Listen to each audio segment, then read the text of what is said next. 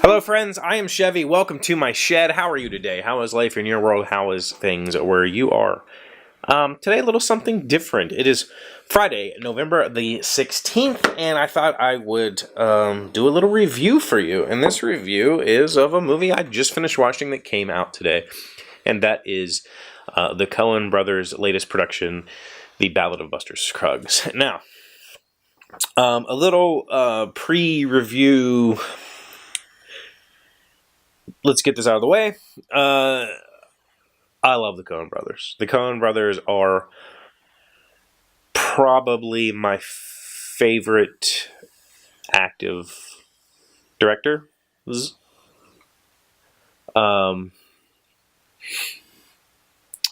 I say active because, like, I think David Lynch will probably always be one of my favorites.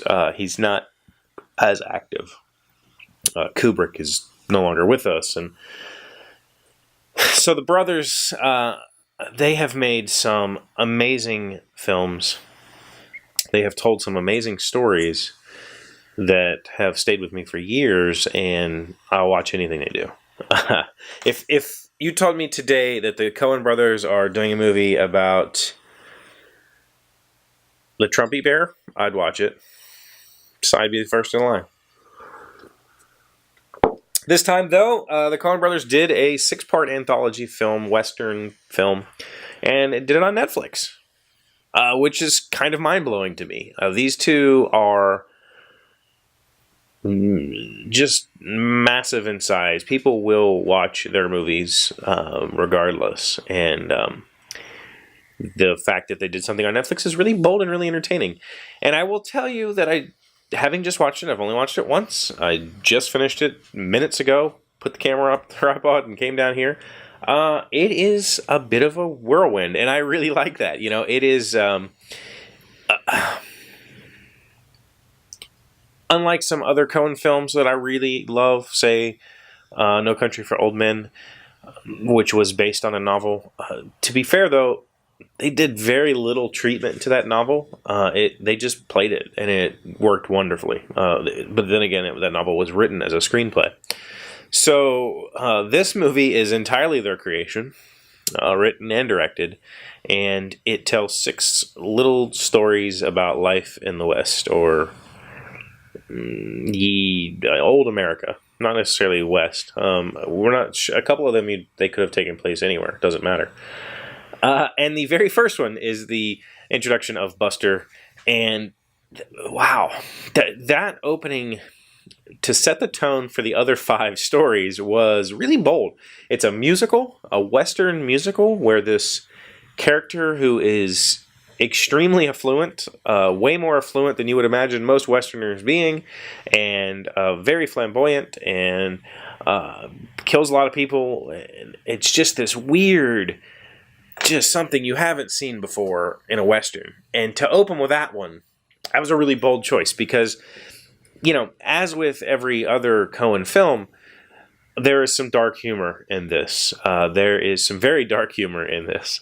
But that opening was not Coen dark humor. It was almost surrealist. Well, it was surrealist. Let's. There's no almost about it. And not necessarily dark. It was very lighthearted.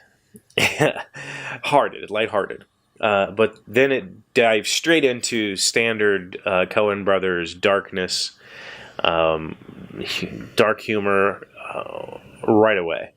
And one of the 6, there's a piece about this quadriplegic. Actually, I don't know what you call it when a person's missing all of their limbs.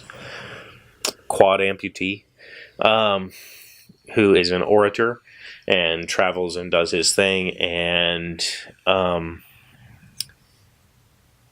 crowds diminish to the point that his caretaker is not seeing the benefit anymore.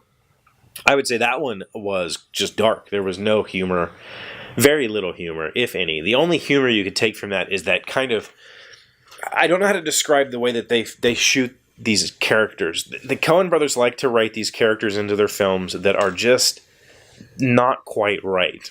And I think that's the thing that I love about them, because David Lynch has always had those characters, and I've always attached myself to that just weirdness. That, when you watch a movie, and there's lots of different ways you can invoke a reaction from the audience. You can do it with visuals, you can do it with dialogue, you can do it with action, and sometimes you can do it with just making it uncomfortable to watch. And David Lynch is the first director that I recall watching that had those characters where you're just like, man, what? It's really weird, right? And I only say that because I know I watched Coen films like Fargo before I got into David Lynch, but for some reason when I saw, I believe it was I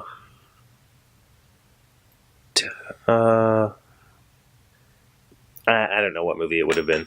There was a David Lynch film where there's this character that is completely out of the blue, weird, and the pauses that both of these.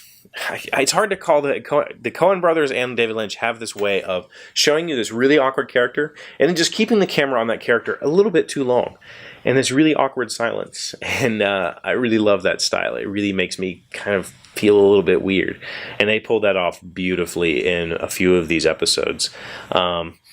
The humor was wonderful. The dialogue was bizarre. I really think they tried to tackle some period dialogue that was wonderful. There's a piece about a man and a woman on a wagon train headed west to Oregon, and the dialogue that they have is this completely over-the-top, respectable dialogue that you would imagine from a Western, and it was just wonderfully done. And the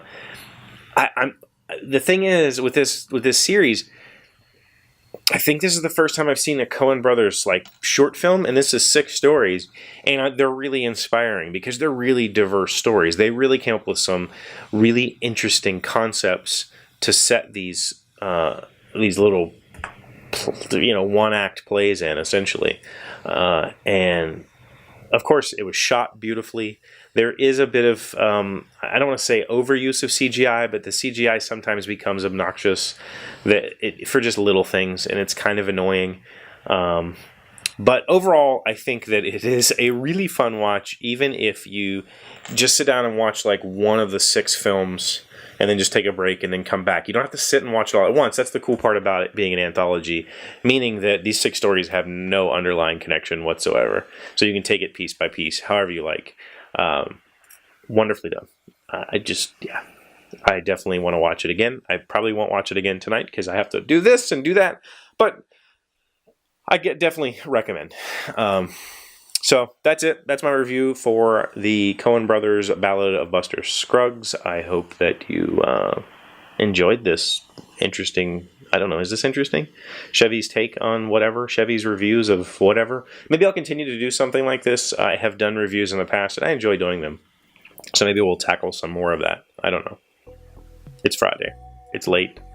I'm going to get this done, and I'm going to enjoy my weekend. So thank you for being here, as always. Thank you for liking, commenting, subscribing, being amazing people. I'll see you Monday. Hey, Doc, wait! I want to ask you something. Today's random fact comes from Broward.org. Where do the lines of latitude start? Measure of latitude starts at the equator and is measured 90 degrees north to the North Pole and 90 degrees south to the South Pole. Each degree represents 60 nautical miles on the Earth's surface. The lines of longitude run north and south and are not parallel to each other.